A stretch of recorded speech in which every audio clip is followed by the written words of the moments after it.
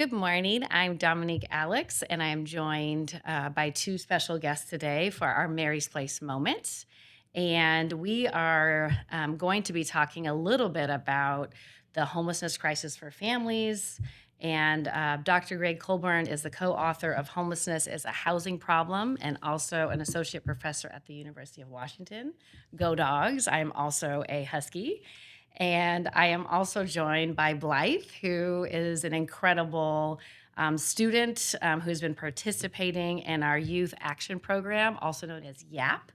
And they just finished reading this lovely book to engage in discussion and understanding of what this crisis is all about in our community.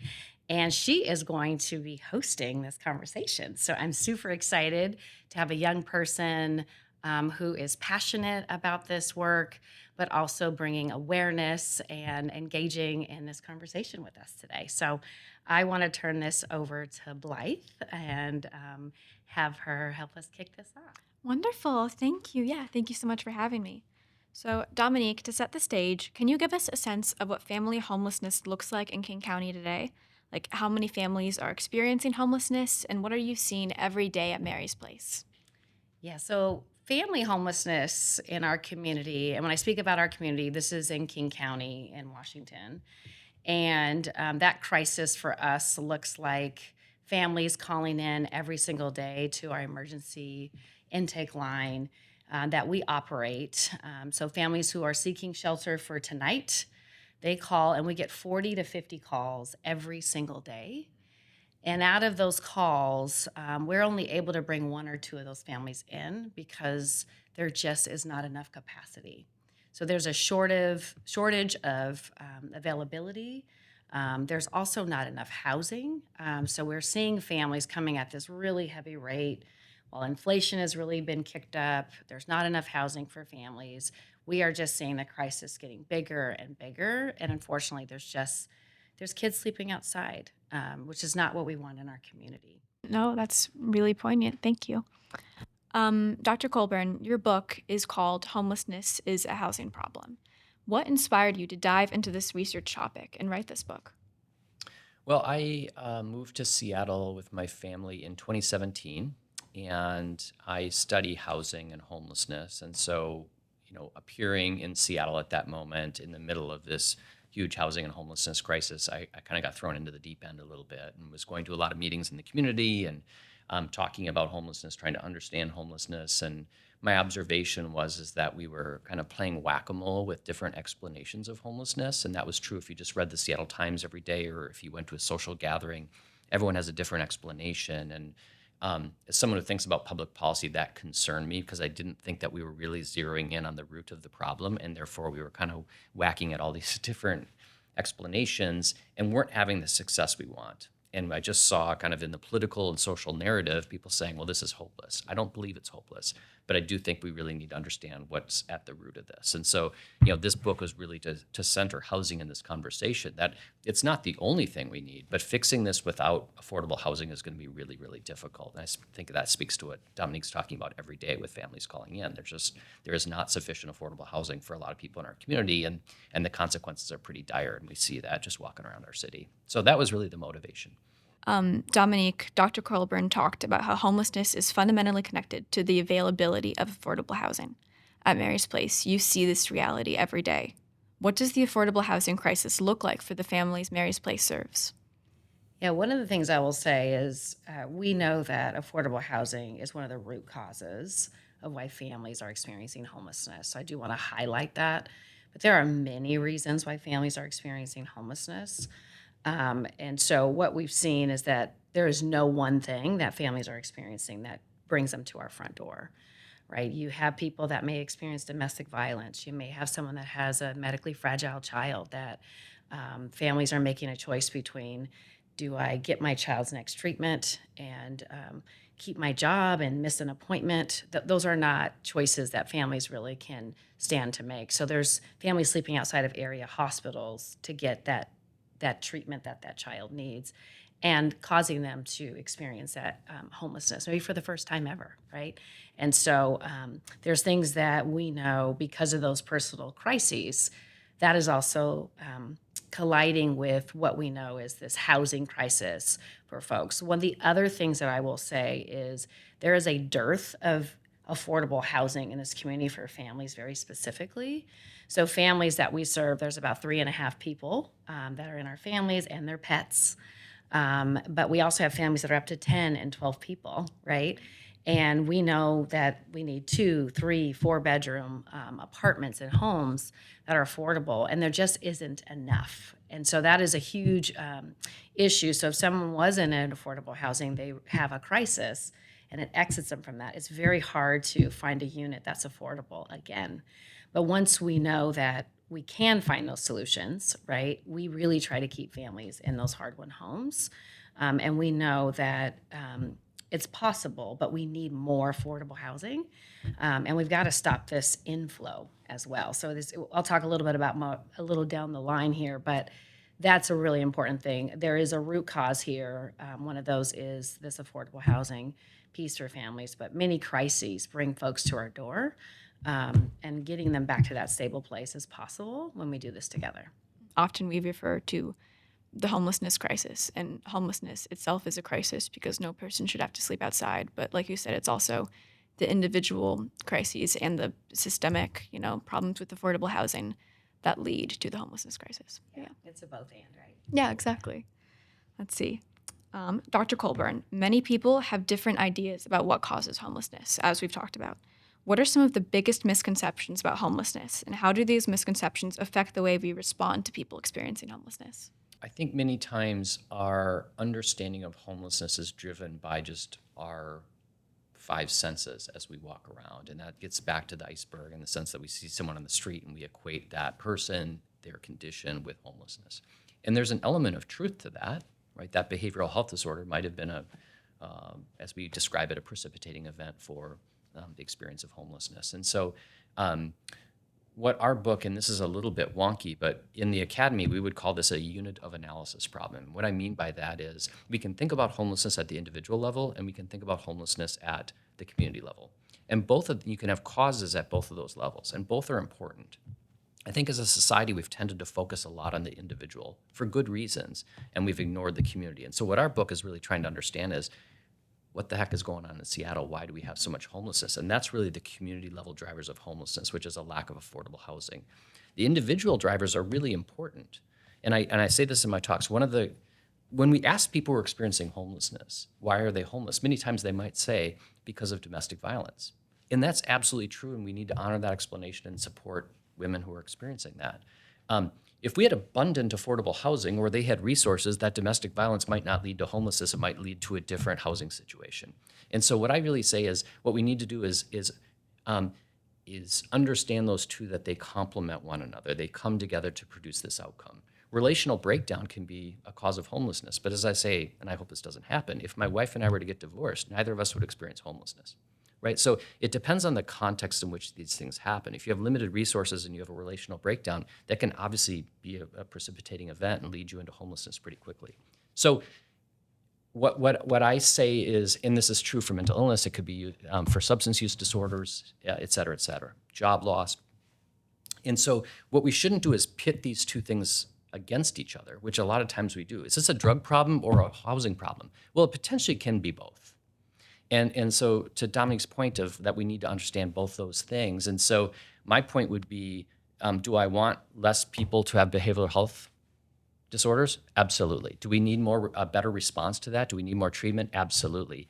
And if we don't have enough housing in this community, we are never going to get out of this, right? And so it's supporting families as Dominique and Mary's Place does, while also ensuring as a community we're doing the work on the housing side. That's the key to fixing this. And I think so a big misconception is if we just deal with these individual factors, everything will be taken care of. That's not enough, because ultimately, even if we resolve some of these individual attributes, you got a sick kid and all this kind of stuff, if you come back out and there's no places for people to move into.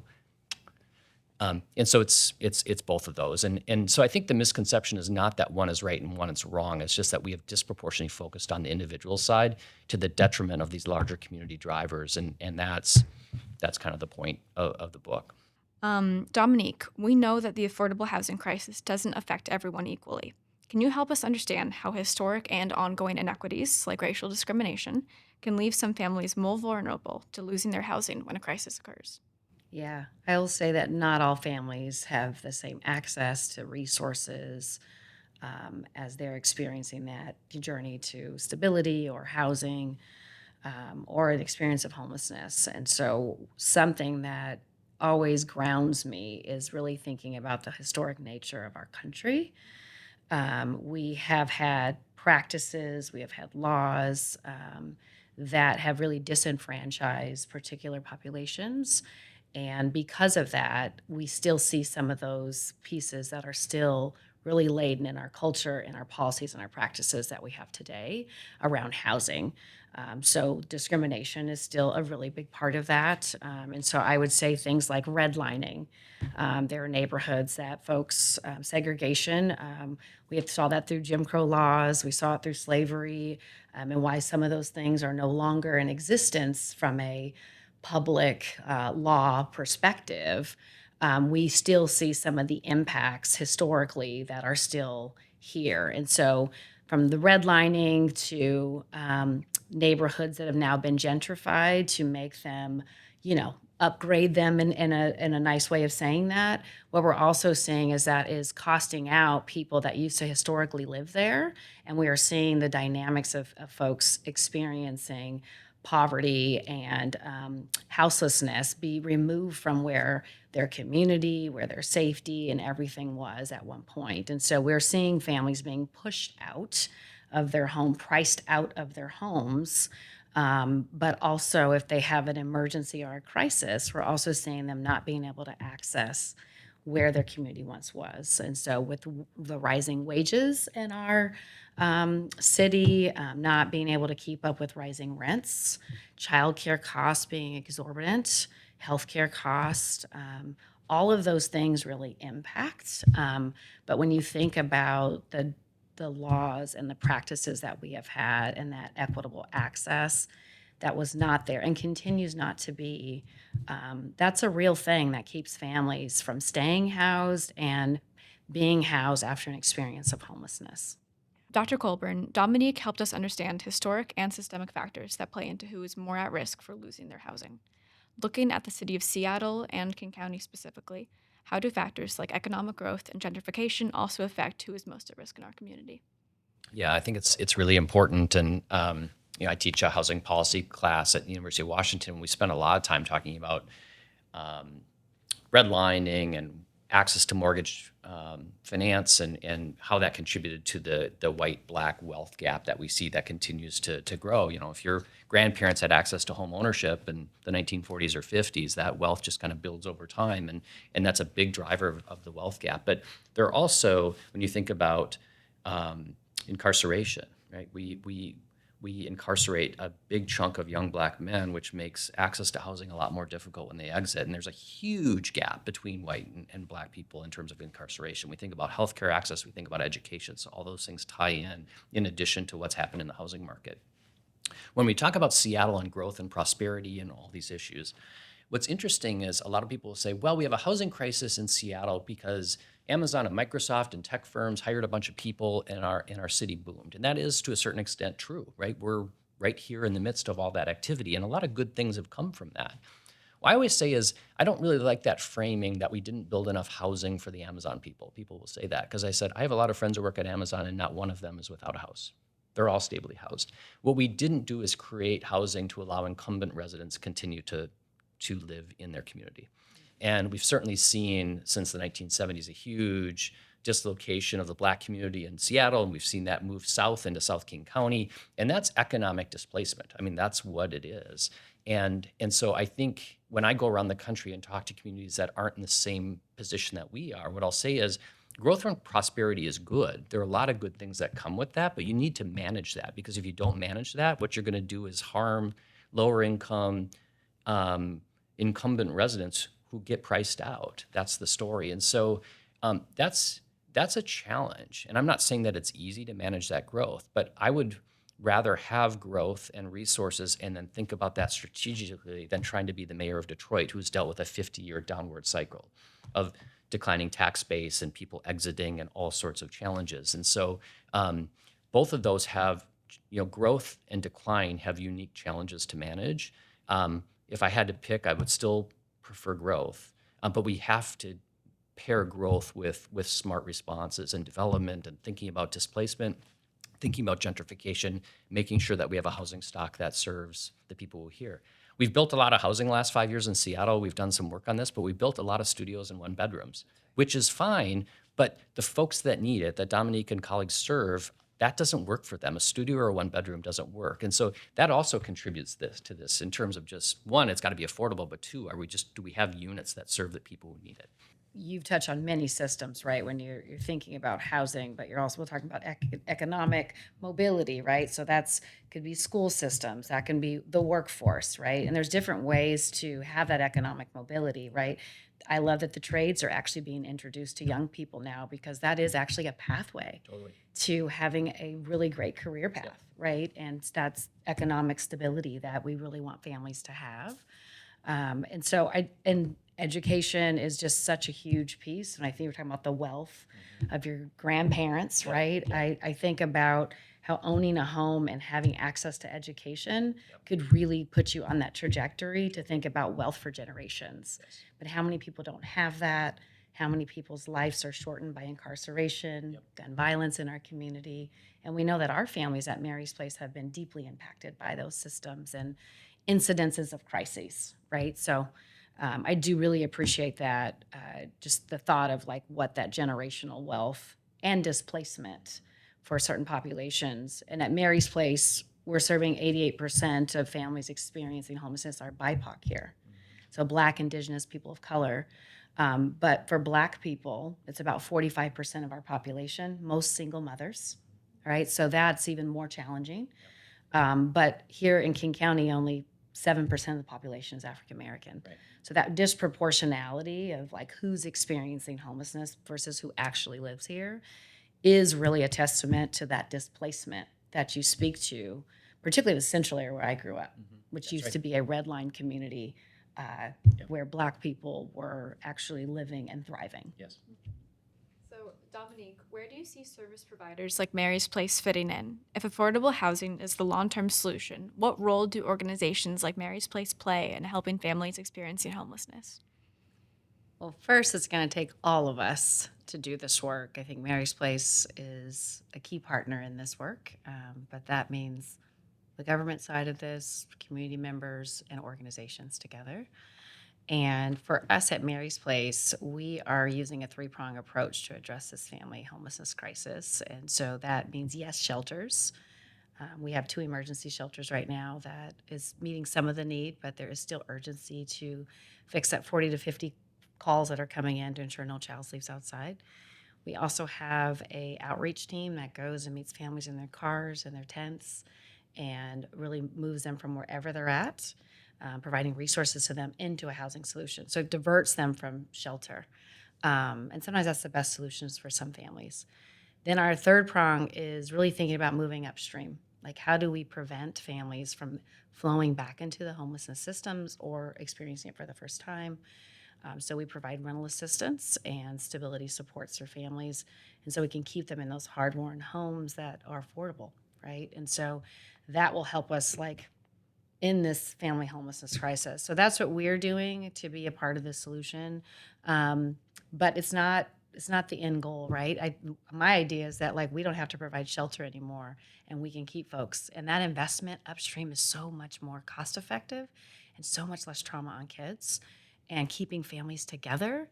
And quite frankly, it's a prevention for the other homelessness systems that are operating. So youth and young adult homelessness, families are often separated, right? Like, and so we don't want to see that happening. And then you have adult homelessness. So my goal is to like not have shelter. Let's start doing a lot of prevention and keeping families with the resources they need, that stability, and having enough affordable housing for everybody that needs it.